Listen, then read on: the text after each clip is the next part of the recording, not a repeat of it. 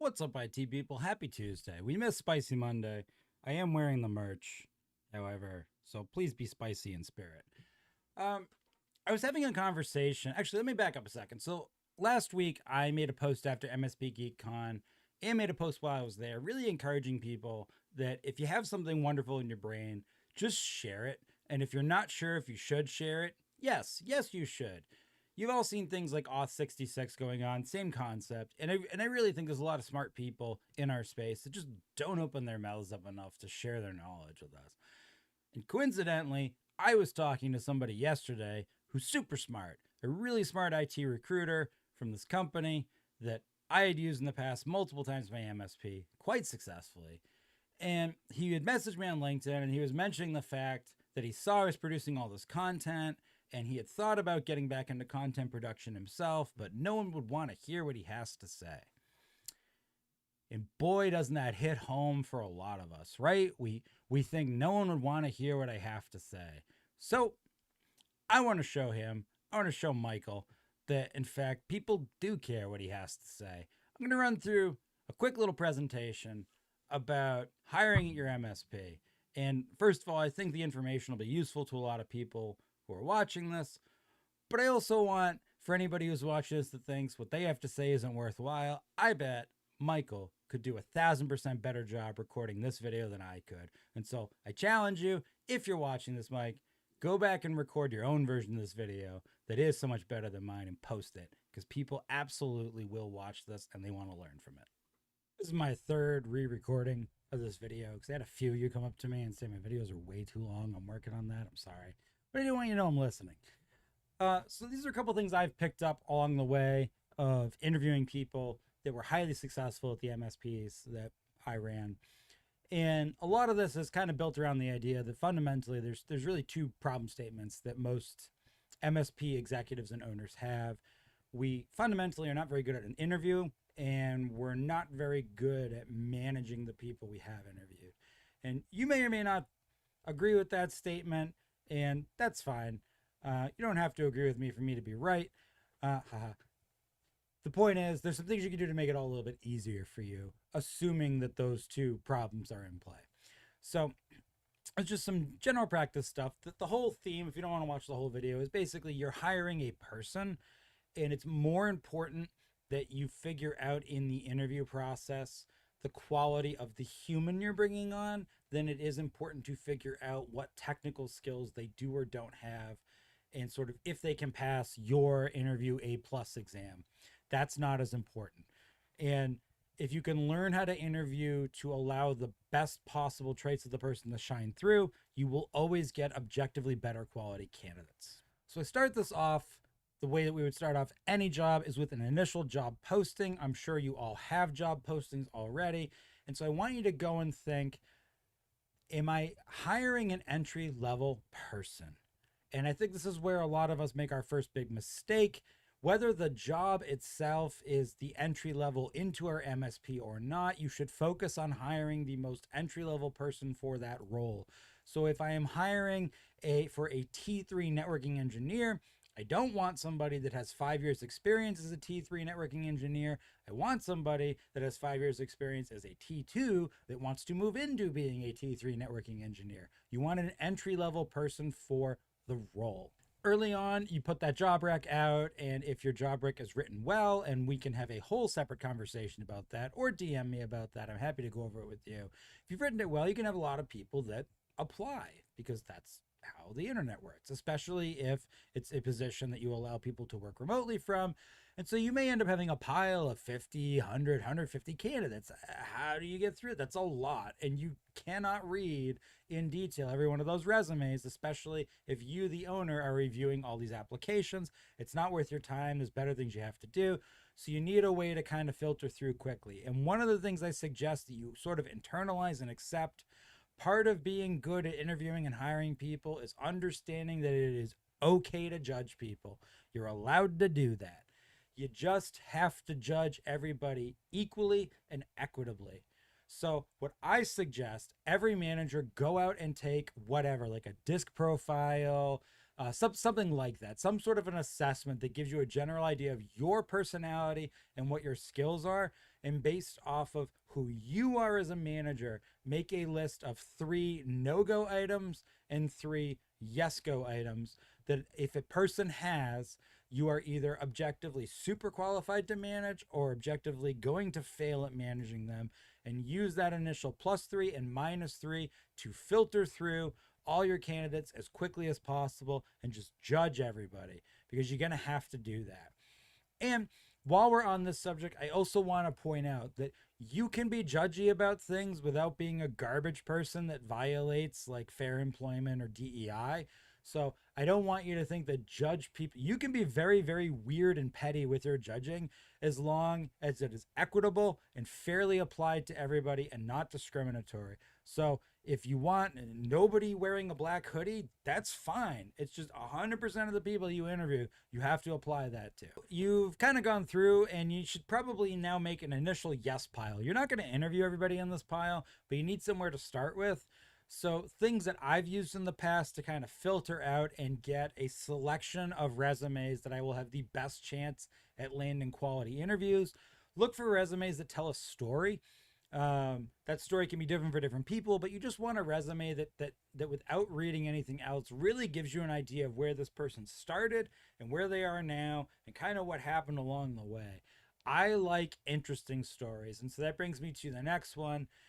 If I'm looking for somebody, I'm a bigger fan of hiring on new T0s or T1s because I will train them over time into rock stars. That's my style. And I think that works very well. So given that, I would look for people whose resume story showed me they wanted to move up in life.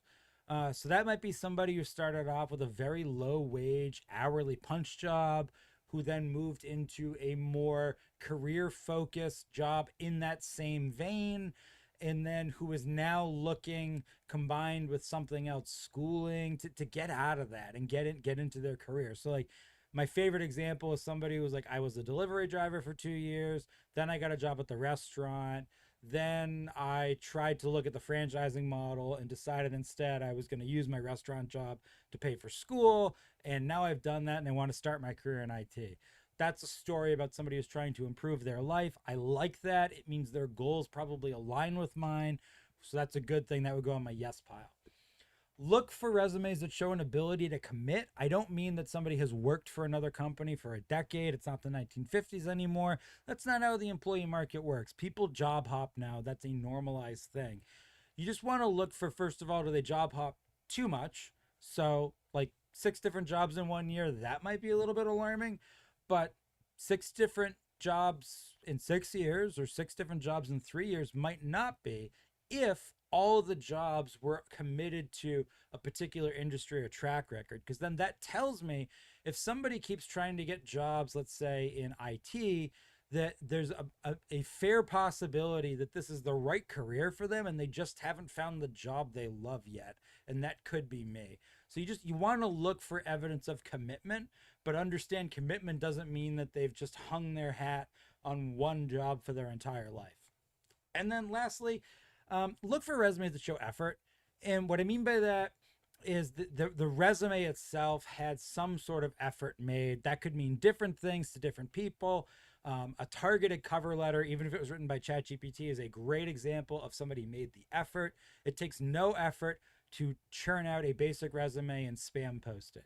It takes slightly more effort to play around with the formatting, make it look a little different. It takes slightly more effort to make a targeted cover letter, just stuff like that. Like just look for something that tells you this person clearly gave a tiny bit of a shit about their resume.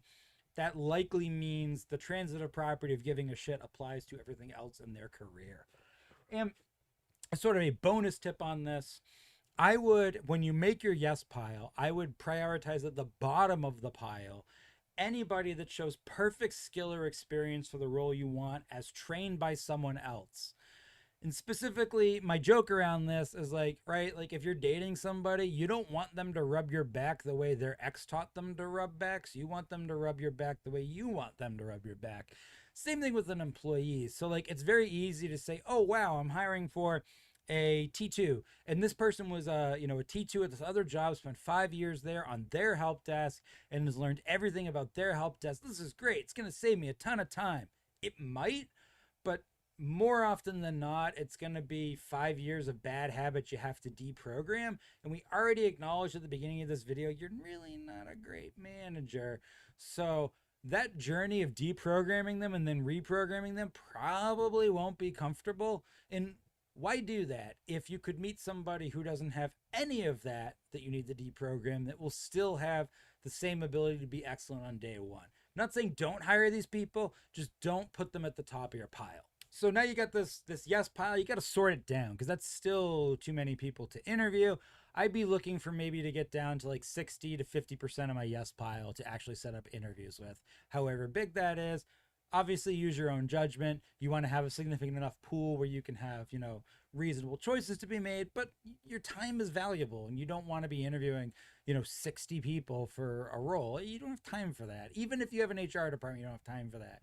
So what I like to do is I will basically just try and fact check who the person is. I used to do this in person. If somebody came to interview at our in-person MSP back when that was a thing we all did, I would look through the window and just kind of like, what's their car look like? So what you're looking for is, how does this person keep the rest of their life that they're not putting on a stage in front of you? And the idea isn't to judge them. Like, I don't care what kind of car they drive. It's just to see if it aligns with what they tell me. So if this person tells me they're highly organized and I can see through the window that their car is just full of crap and it's not organized piles of crap, well, then they're not highly organized. They might think they're supposed to tell me that. That's what you're looking for. So I love it when somebody links me on their resume to their LinkedIn, their GitHub, their portfolio, their business profile. That's an automatic check mark for me because that tells me that you're authentically backing up whoever you are. I'll go look at it and see if it aligns with their resume. But usually if they've linked to their public profile, I weed them down into my super yes pile. Otherwise, I'll Google them on social media. Unless you're hiring for a mat leave security role, you generally do want somebody to show up on the internet. That should be a red flag if they don't. So they show up on the internet and all you're looking for, you're not judging their lifestyle, what they do, what they're into, their hobbies, whatever. That's not what we're here for. We just want to see if their social media reflects what they're saying on their resume. So if there's somebody who's telling a story on their resume looking to move up in the world and their social media also supports that, hell yeah, put that in the yes pile. That person is real. That's really who they are. That saves you a lot of time during the actual interview process. If you're worried about no-shows, especially with virtual interviews, which can be a problem, do some sort of a pre-screen, like a 5-minute pre-screen. Not to really ask questions, just more to just like, here's what the job is and here's what we're paying for the job. Does that meet your expectations? It's literally all you have to do is, you've read our job summary. This is what we do. This is the rough salary range we're offering. Does that align with your goals and expectations? Yes or no? Would you like to move forward with an interview? That can be enough right there to just prevent somebody no-showing for the interview.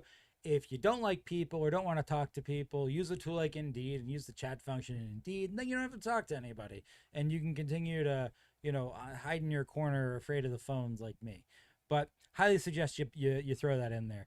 And if you want to start branching out and empowering somebody on your team to have more of a role in the process, this is a great step to give to someone else on your team, like a team lead or an admin person, someone else that you eventually want to grow into being able to interview. Have them go do a 5-minute pre-screen for every candidate where they're basically just checking if the job recs and the salary align with what that person's expectations are, and the person responds that they actually want to have an interview. So by this point, you probably made it to the first interview and you're probably on that interview as the hiring manager or owner. And you've probably done some of these before. And so some things that you should probably think about maybe doing differently, and most importantly, is understand that the dynamic of the job economy has shifted in employee culture. I'm not saying it has shifted in actuality, but employee culture and the perception, the zeitgeist of employees, it has shifted. They no longer feel like it's about making you happy. They feel like it's also about making them happy. So play along with that a little bit. And the easiest way to do that without being disingenuous is be excited to meet them at the interview. It's such a low bar. You'd be amazed the difference it makes. When they get on the interview, let them know, hey, I had a chance to look at your resume and I'm really excited to talk to you today. It's so great to meet you. And say it in a positive, genuine, animated way. Interviews are scary. A lot of people aren't good at them. This isn't your N plus exam being proctored. I don't give a shit about how good of a test taker you are. I want to know how good you are at being a person. Make that a little bit easier for them in those first 2 minutes. Try and be friendly to overcome their fear. It may or may not work, but odds are it will, and you'll get a way more authentic read on what this person can do for you. Try to have a short list of questions in this first interview. If the first interview is around 30 minutes, maybe a little longer, this thing that we all do, I also used to do it, where we go in and we either have like a lab environment or we ask them 100 tech questions. Stop doing that shit. You need to learn the right questions you need to ask to make sure someone's capable to do the job. That's not incumbent on the prospective candidate to basically prove every single thing they know or don't know for you. And you're hiring for the wrong reason if you do that. If I'm not saying you can't keep some of that testing, but especially in the first interview, it's not the time for that. Have a very short list of questions. I suggest that there are a few you keep in there. Make sure that you ask some sort of question early on that has them reframe what they know about your company and the role. That's very important. You're not looking for them to be perfectly right. You are looking to see if they made the effort to at all learn about what they applied for, because if they didn't make that effort now, this is a project that they have signed up to deliver. Part of the scope of work is that they are going to understand what they're delivering. If they cannot do that now, they're not going to magically do that later. So that's an important one. And another one I would clarify again, do they understand the job responsibilities and the salary banding for the role, which of course you posted, because you're a piece of shit if you don't post that now. So qualify that they understand exactly what the salary expectations are for the role, because some people just, it doesn't click until this point and they realize it's the wrong job, and that's okay. And you just saved yourself 30 minutes, saved everybody 30 minutes. I think there's a variety of things you can ask, and some of them could be technical, non-technical. I would keep it to like less than 15 questions. 10 is probably even better. As short as possible so that you actually have time to talk. If you have a shorter list of questions, you can do something that's going to be really helpful, and you can reframe the questions around them. I like to ask early on, sometimes as early as my third question, before I get into any of the businessy stuff. I like to ask what they do for fun. What do they do outside of work? And if possible, I try to reframe the interview questions around their hobby or their passion. And I do it A, to make them more comfortable, and B, because the answers you're going to get, it's kind of a non sequitur. They're more real, they're more authentic. You'll get a better idea of who they are. And ultimately, your goal here is to carry a conversation. We'll talk about that more in a minute. I'll give a really good example of this in a second. The other thing you should really learn to do when you're asking these questions is figure out the lowest common denominator way to ask the question. So as an example, if I'm hiring somebody for a level 1 role, I want them to have a basic fundamental understanding of networking. What I'd really like is that they could recite the OSI model to me and use that for troubleshooting. But rather than going there right away, I'm going to ask a more open-ended question that I know if they cannot answer properly, they won't be able to answer anything that comes next. That's lowest common denominator question asking. So I might say to them, what is DNS? And I'm looking for an answer where somehow they can associate for me that DNS acts like the internet's phone book and connects IP addresses with names. And if they can somehow arrive at that explanation, I will ask additional questions that build on that till I reach their level of knowledge, their knowledge ceiling. But if they don't know, if they're like, sorry, I don't know what DNS is, and I re-softball the question into them, because some people don't know acronyms and they still don't understand the concept, they're not going to understand other networking concepts, nor do I care if they do. So there's no point then at asking, how do you configure a router?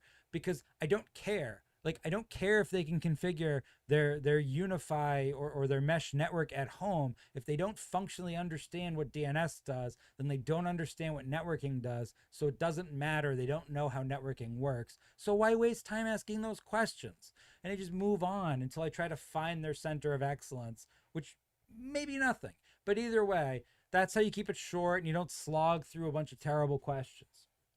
Make that interview about them. So early on, if they have a passion, an example I've used in the past is Dungeons and Dragons. If somebody says I play Dungeons and Dragons, Make all your standard interview questions. Do you like to be part of a team? Do you like to work by yourself? How do you handle conflict? Fucking D&D questions. Hey, so a new session starting. Are you see yourself more as the dungeon master, or do you see yourself more as a party member? Oh, you like being a party member. Okay, great. What class do you normally play if it's available? You like being a ranger. Okay, interesting. So when you're a ranger, are you more of like a DPS ranger, or are you more of a support ranger? Well, you're a support ranger. You like to take sort of druidic skills to boost the party.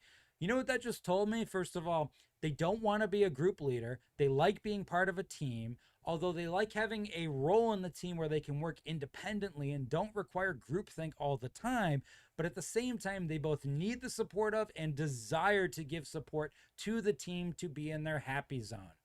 Figured all that out way more organically and way more simply than asking those questions and getting canned answers. Whenever possible, reframe your questions in that manner. Remember, during that first interview, it is a conversation, not an exam. Dog show rules apply, right? Like when we go see Westminster Dog Show, it is not about how well the dog behaves. It's about how well the dog is able to be the breed of the dog they are. Same concept in the interview. This is not a test on your ability to pass an exam or display sweet ass interview skills. It's your ability to be the best version of you as authentically as possible. And for most of us, that's our ability to hold a meaningful conversation we're both engaged in. Because guess what, MSP owners? If they can't hold a conversation with you, they sure as shit won't be able to hold it with your clients. And that's way more important than how to fix a printer. I could teach someone what an EPIPA address is and what to do when a printer's displaying one. I can't teach someone to not be completely off-putting when they pick up the phone. So you need somebody that can be a human with you. And more importantly, you need somebody you can get along with that exemplifies your core values. Because if you get along with them, and you've already hired a team of people to get along with you, there's a very good possibility they'll get along with your team. But if you can't get along with them, there's almost no chance they're going to get along with your team. And if your first interview is set up to really draw out who the human is you're interviewing, you can save yourself a whole host of bullshit by simply figuring that out early on. A couple other last things that you want to do at the end of this first interview that I find a lot of companies don't remember to do. If you like them, tell them you like them. We'll talk a little bit in a minute about not playing interview games, and I think this is one of them. A lot of people feel like you can't show your can't show your cards by letting a candidate know you like them, because somehow that means that you're going to lose points in the eventual negotiation, which is horseshit because you're terrible at negotiating, interviewing. Everyone here sucks at playing this game, so just stop playing it. If you like them, let them know you like them, and let them know why you like them. And if they made some mistakes or got some stuff wrong, let them know that too. I used to not do that because I thought I was helpful by not doing that.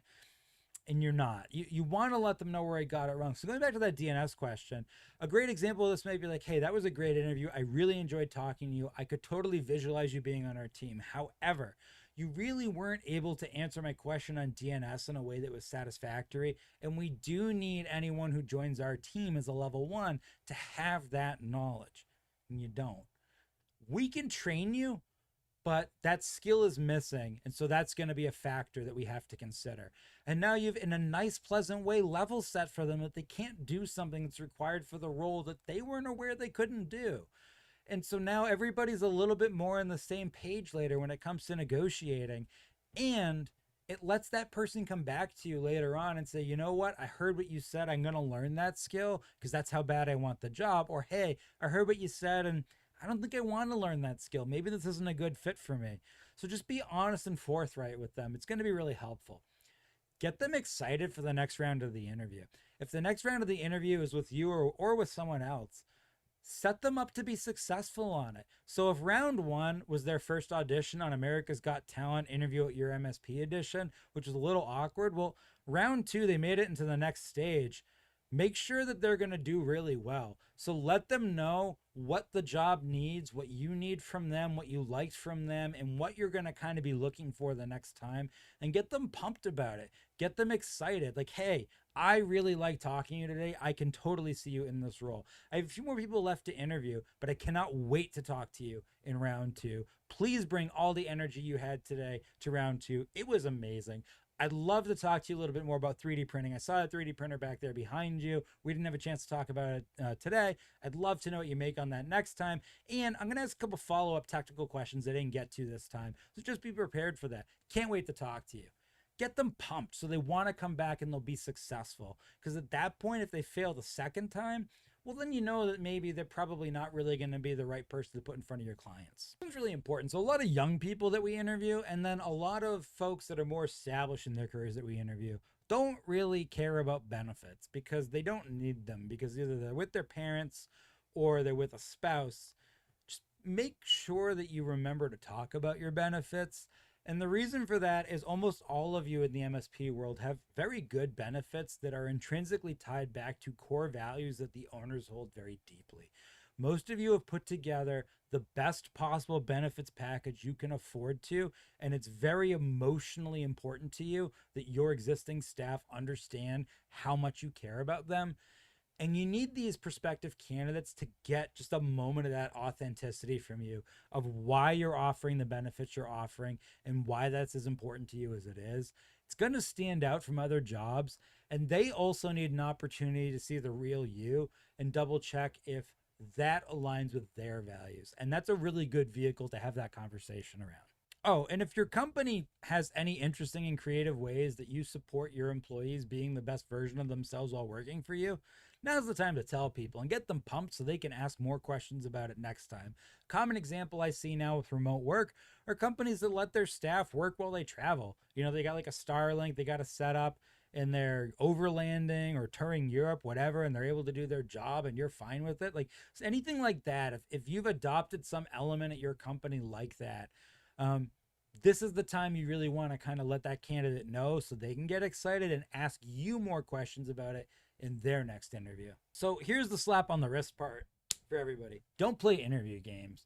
So there's this weird culture that we all think that we're supposed to play this interview gamesmanship, and this mostly comes from corporate America, but you're not in corporate America.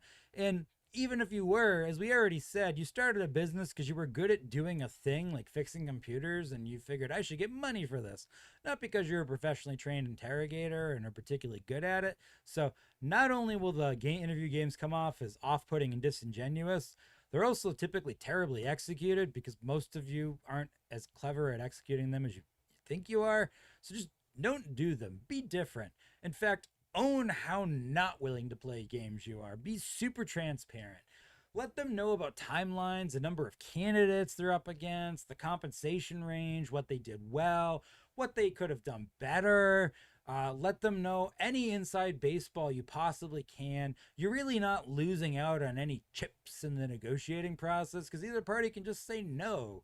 So just be honest and kind of own it. I used to love to tell people exactly how many people I was interviewing and at what stage in the first round they were. So if we've been doing first round interviews for 3 weeks and you're at the 1.5 week point and I still have 25 candidates left, I would just tell them that. Like it's nice to know, and it doesn't feel like that they're getting a raw deal already. They know that you're not lying to them, and it helps establish a little bit of trust. And keep in mind, as I said before, it's not about how well they can pass the interview. It's about how well they will human at your MSP. We're hiring whole people. Make them feel like one. Don't play any games like showing up 5 minutes late so they know who holds all the power. Show up on time. Be reasonably empathetic about life. If somebody's working an hourly job, like if I'm working at Walmart and I got to take my lunch to jump on the interview with you, and my shift leader comes around and says, Timmy's late, so your lunch is going to be 15 minutes late or you're fired, I don't have any agency in that. And so that might mean that I missed the interview I had with you despite my intentions. And that's not me being irresponsible or I should have planned ahead better. That's the reasonable constraints of my current employment situation. And you're the one who's being a jerk in that situation. So if someone does have a reasonable thing that comes up that impedes their ability to be present for the interview, and they make a reasonable attempt to let you know about it, I would make the effort to try and be empathetic the first time without being a pushover and give that person the opportunity to show you what they can actually offer. Because odds are if they're trying to move up in life and they're looking to you as their first opportunity to do that, they're going to be pretty darn thankful that you respected the fact that, you know, they didn't have complete agency over their life in that moment. All right, so you've gotten through the first interview, you're done, and you're thinking, what do I do next? Most importantly, did they pass the vibe check? You need to have liked this person. You spent 30 minutes talking to another human. If you did not enjoy that conversation, You are not magically going to enjoy it once they've joined your team, and your teammates are not magically going to enjoy it then. So I don't care what excuses are made about all the things we have now for reasons people are bad at having conversation. I have met some incredibly neurospicy people that I have had fantastic conversations with. That is not a get out of jail free card for being unpleasant and unlikable. Okay? So you need to have enjoyed the conversation. If you didn't, they don't go in the yes pile because it's not going to change later. And if you need a gut check on this, and sometimes we do, compare their resume, interview, and social media against your core values. Is there an alignment? Does it align with their core values? And if any of them aren't in alignment, is there any follow-up question you could ask now to double check if that was just, two people who missed each other in a weird conversation? Sometimes that's the case. Like sometimes you could be like, I don't know if they align with this core value, but maybe I asked the wrong question or they just didn't hear the question right. Let me double check. And so if that's the case, do double check, because if they genuinely don't meet your core value alignment, they're not going to do that later. They're not going to be a good fit, regardless of how skilled they are. And just as kind of a final thing, keep that bench warm. So not everybody that you interview, you're going to be able to hire, but odds are multiple people you interviewed, you really wanted to. So first of all, tell them that. Send a nice custom follow-up email to those people that were actually worth your time, that you would have hired if you could. Let them know that. And take that extra effort to keep that bench warm. Add them on LinkedIn. Let them know earnestly, like, listen, this particular role, you weren't quite the perfect fit, but I think you're the right fit for our company. And the next time I have a role that is a fit for what you can do, I really like permission to reach out to you. Is that okay with you? And if you really do think that it was a really good interview and they're really good, it just, the timing wasn't right for that person, let them know that little bit of affirmation that they did a good job and they belong in this industry. Because here's why that's important. If you keep that bench warm and this person now had that positive experience with you, they understand that they're on the right track. This is their career. Just today, that wasn't the right seat on your bus. Well, they'll get on someone else's bus and they will participate in this space and they'll start learning more, which means in the future, when you do need them, you may find that they're even better than they were the first time you interviewed them. And that's an awesome position to be in. But what you don't want is you don't want to be the reason this person gave up on this industry entirely, especially if they did a really good job. So I think a little boost of positivity at the end can be a really nice thing to do. And then connect with them on social media, because you never know. 100% of the time I've kept the bench warm, it has ended up benefiting future Dean, where I have needed an employee in the clutch, and these people I already knew would be a culture fit, and it's been awesome. So just keep that bench warm. So that's it. Just a couple of things I've learned over the years from hiring folks. Hopefully it's helpful to some people. And if you made it to the end, so the recruiter I was talking about before that I would like to point out because they're excellent. So it's Michael Chad Miller from RS Search. They're a great IT recruiter. We use them multiple times in Massachusetts, and especially where I was located in southeastern Massachusetts. Huge pain in the ass to hire like level 1.5 people. You can get a lot of level 0 people. You can get a lot of level 3 people. That in between, very challenging. They came in clutch for me multiple times. They're amazing. And Mike, if you made it all the way through, I think you could do a better job recording this video than I did, and I think people would watch it. So I think you should. Have a great Tuesday, everybody. Keep on hiring, finding awesome people, and I'll see you at the end of the week.